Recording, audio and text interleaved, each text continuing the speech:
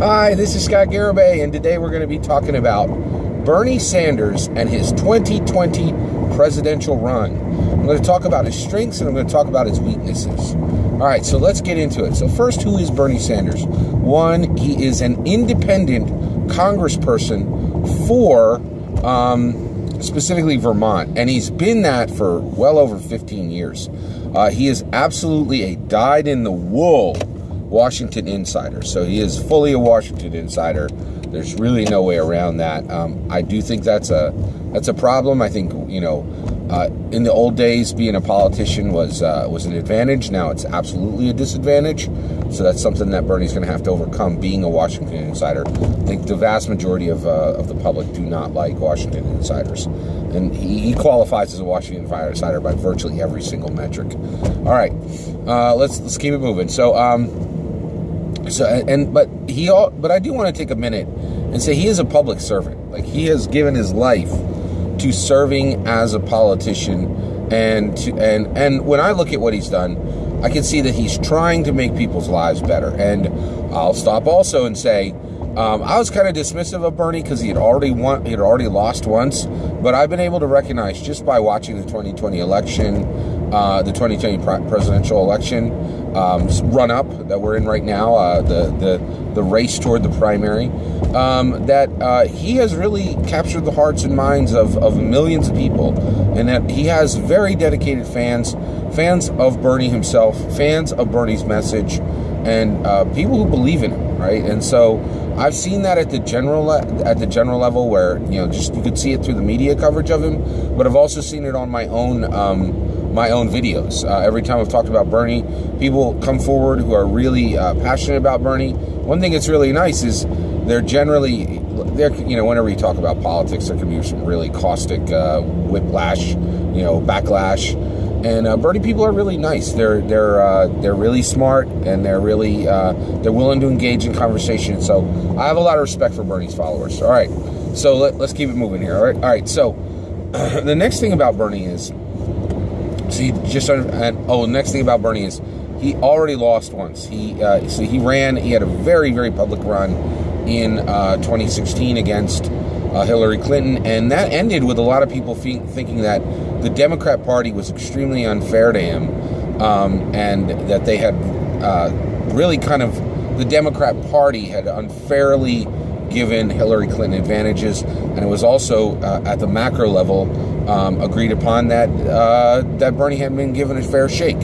And I can tell you now, it looks like the Democrat Party is being very careful not to repeat that perception in 2016. So I think that's kind of interesting. All right, so let's talk about what Bernie stands for. What is his message? What are his policies? Well, he has 5, okay? And I'm going to use a little bit of a memory palace trick here to remember all 5 of his stances. So I am walking through the gates, through these big wrought iron gates with the number 15 on them. I walk through the gates into a green estate, and then on that green estate is a bank. Is a tuition bank. It's a bank with money just sticking out of the doors, out of the windows, but all the money says tuition on it. All right, so let's go through it. All right, so first, the number 15. Bernie stands for $15 minimum wage. This is an incredibly bold statement. I believe in scenes. I believe that politicians, in order to have strong tactics today, should be saying things that are simple, entertaining, exciting, new, or shocking. Any mixture of those, right? And this is $15 minimum wage. It's shocking. It's simple. I think it's somewhat entertaining. And for a lot of people, it's exciting, right? So it hits a lot of those items, right? Now, here's the thing. I think $15 is a terrible, terrible idea from a tactical perspective. I'm sorry, not from a tactical, from a governing perspective, from an IRL, how would this work perspective. But the reason why I super don't like it is why it is tactically brilliant, right? So here's the thing. If you go to a $15 minimum wage, what you're really saying, and this is my opinion, is you're saying, be gone, small business, right?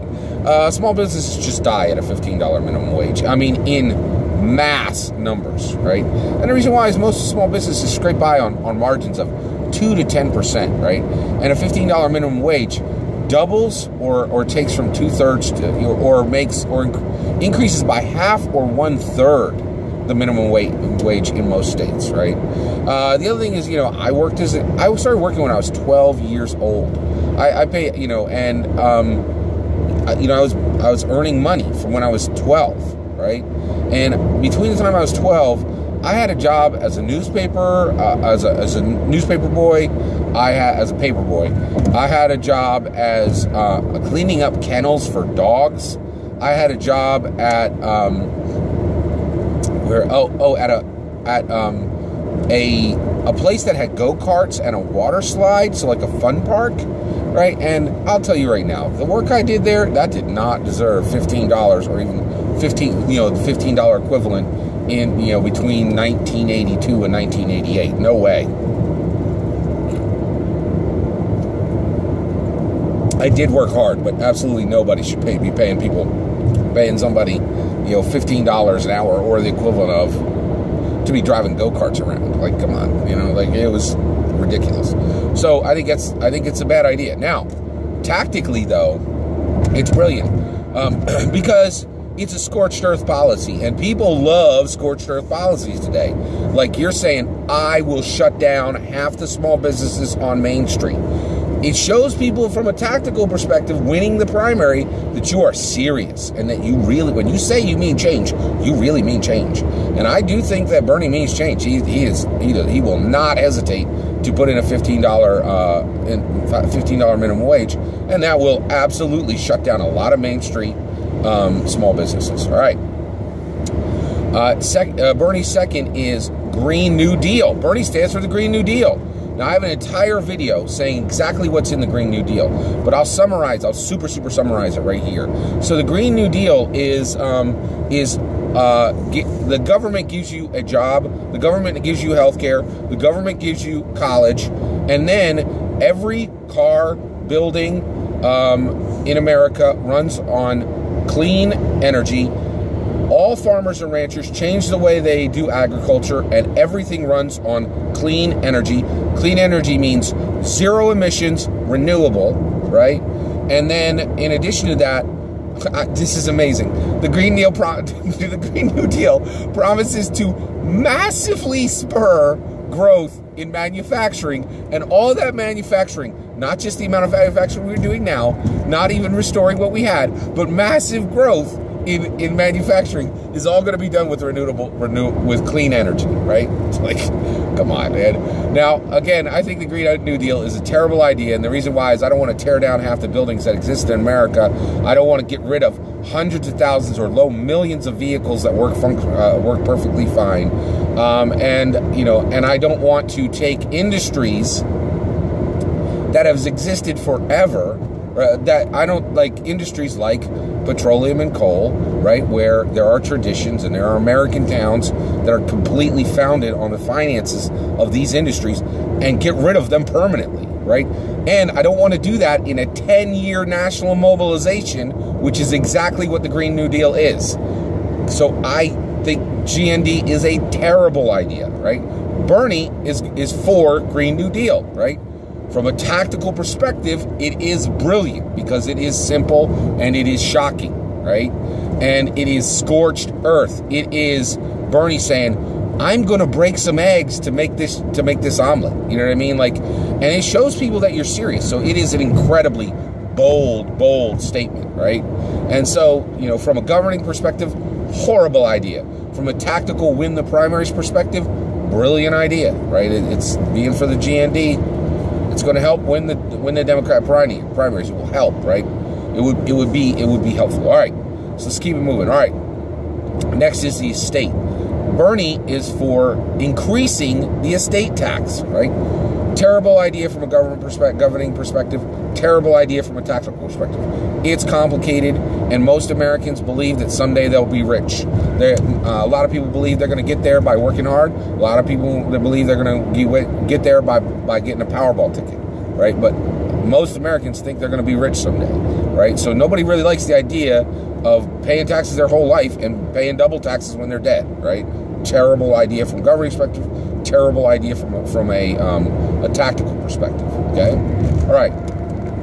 So and then the tuition bank. Okay, so we've done 15. We've done Green New Deal. We've done So tuition bank. All right. Bernie is for free college tuition. It's a complete non-starter because free college is already on the Democrat playbook, right? And the vast majority of the primary candidates for the Democrat 2020 to win the Democrat 2020 primaries, they all are already signing the Democrat playbook, right? So free college was talked about too much in 2012. I don't think people care about it in 2016. They want it, but you can't win votes talking about it. They already expect it. They think it's in your platform already, which generally it's already in every Democrat's stack, and so there's really no reason to talk about it. It's just it's old news, right? Okay, so free college tuition. By the way, I also think college tuition is a terrible idea, and the reason why is it becomes the new high school, right? Basically, you're just upping if you do college for free, you're just upping what anybody needs to compete. Now everybody needs a bachelor's to compete, which is like, holy cows, are you kidding? All right, so all right, so let's keep it moving. The last one is the banks. Bernie wants to decrease the size of the banks, right? That's interesting from the governing perspective and a tactical perspective. All right, so that's Bernie in a nutshell, okay? He stands for $15 minimum wage. He stands for the Green New Deal. He stands for increasing the estate tax. He stands for free college, and he wants to decrease the size of the banks, right? Those are, now what's his strength from those? Green New Deal, tactically, great idea. $15 minimum wage, tactically, great idea. All right, what are his weaknesses? Bernie has several weaknesses. All right, so we already talked about one of them, which is he's already a one-time loser. He's already run for president and lost. I am aware that Donald Trump did the same thing, but I don't think Bernie is in the same boat as Trump for a million different reasons. But and it's not the only reason. I just think he's already a one-time loser, right? And it doesn't help. It's not a terribly large weakness, but I think it's a weakness, right? It doesn't count him out all by itself. All right, here's the next one, right? He is an independent, right? He is really not a Democrat at all, okay? I've already talked about that extensively in another video. You're welcome to watch that. I won't beleaguer the point here. All right, here's a real big one, right? Bernie, when you fold him up, right, and you really try to figure out, it's his presence, right? His media presence is competent. He has radiated competence for decades, right? And cantankerous. He is cantankerous. He is almost by definition cantankerous. He really sums up the definition of cantankerous, right? And the reality is, I think, it's kind of like it's interesting, and I think some people kind of feel I know there's a better word. It's almost like it's cute, right? Like I know there's a better word for it, but his cantankerousness. But here's the problem. Everybody already saw it in 2012. And I think it's going to be old. I think it's going to kind of be a repeat of something that wasn't super great to begin with. And so that cantankerousness, I just don't think it plays at the media level. I think it's one of the reasons why he lost, right? And so he is cantankerous. And I think the reality is, I just don't think cantankerousness is, being your main point, your main personality. That's another thing. I think Bernie's main personality is cantankerous, right? And I don't think you win primaries and general elections with that. You just don't, right? And I think that's, it's just, and here's the thing. If you were, that's the other thing is, if you're cantankerous, you really don't have a charm side. You can't really turn on a charm side, right? And that's not Bernie, that's anybody, right? Cantankerousness doesn't really, there's not a charming side of that coin, right? Now, and the other thing is, I think it's going to be harder to sell that cantankerousness, especially with what Trump has done in the last 3 years. Unemployment is at almost all-time lows. It is ridiculously low. everybody got a job. You know, gas is very, very low, which means all commodities are low. People are literally doing better, period. Like virtually everyone in America is doing better financially. So, you know, you being like all grumpy and going, everything's terrible, it's a hard sell. It's, you know, just, I'll say it flat out, it's just kind of a hard sell. And so, you know, it's, I think, so he is cantankerous, right? So you have these issues of already one-time loser, not actually a Democrat. He is cantankerous, right? And he is, and here's the last one. He is low intersectionality, right? So I think that's a lot of negatives. And honestly, I don't think he can, I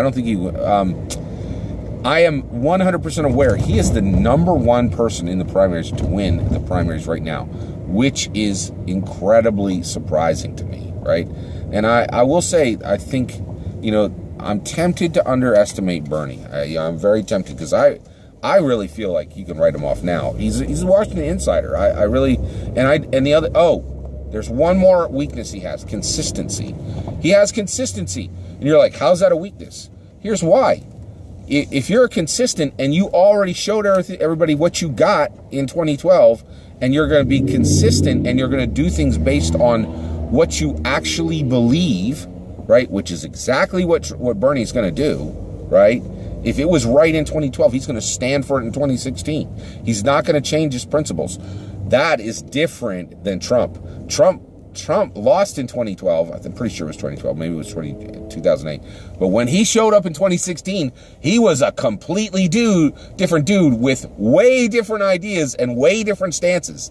And Trump will definitely adapt himself to whatever needs to be done. Bernie is not the same. If he said something was right in 2012, he's going to say the same thing is right in 2016. Now, why is that a problem? I hear you. You're like, hey, consistency should be a good thing. It's not for winning primaries and generals. And here is why. If you already ran in 2012 and people said, hard reject, no, you're done, that same thing's going to happen in 2016. And here's why. The other reason why Bernie is like this is he is a Washington insider. So he believes this old saw fairy tale that is no longer true, which is, if I have a good message and I tell my message to the people, they will do the right thing and elect me, right? It sounds great. It should be right. It is not right. Those days are gone. If you have a great message and you tell the people your message, they will elect you. That is finished, right? Governing and winning primary and generals are two massively different things. And you've got to be a weird, adaptable monster now to get to the top in many ways, right? Or you have to be something shining and new, right? And that's the problem. Bernie is not something that is shining and new. He is not shining and new. Everybody has already seen what he brought to the table. It is going to be incredibly difficult for him to win the camera and control the camera. That's my thought. I'd love to hear your thoughts. Please consider liking and subscribing, and have a wonderful day. Thank you.